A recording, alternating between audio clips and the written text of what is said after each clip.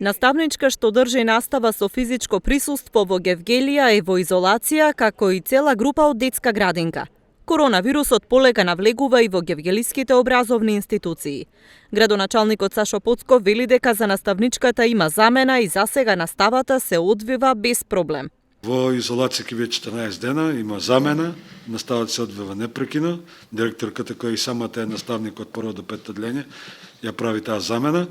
Во Владо Кантарџиев има две изолации и во детската градинка во Гевгелија, тоа е од Некни, значи имаме едно 3-годишно дете заболено, позитивно на COVID-19. Таму е постапено во договор со доктор Олумчев, јавно здравство, значи, направена изолација на целата група од околу 15 на деца и на негователката и на воспитувачката. Поцков потенцира дека општинскиот штаб за заштита и спасување преминува на ригорозни контроли кои што ќе ги надгледуваат местата, што се посочени како потенцијални жаришта на COVID-19.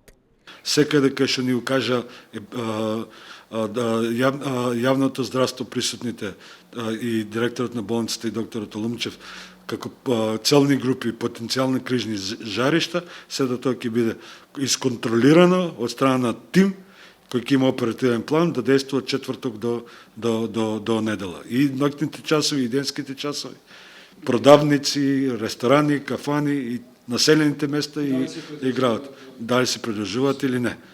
Гевгелија е втор град во овој регион каде се забележува доста зголемен раст на заболените со COVID-19. Од Центарот за јавно здравје велат дека прва причина е недисциплината и непочитувањето на основните мерки за заштита.